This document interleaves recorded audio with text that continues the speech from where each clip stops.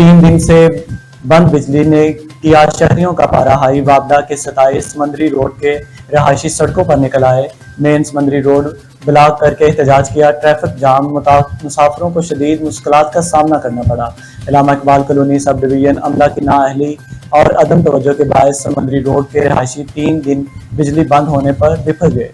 मंडी quarter इलामा Iqbal colony Iqbal नगर के रहायशियों ने वापडा office का चक्कर लगा कर बिलाकर समंदरी रोड पर एहतजाज किया और ट्रैफिक के लिए ब्लॉक कर दिया।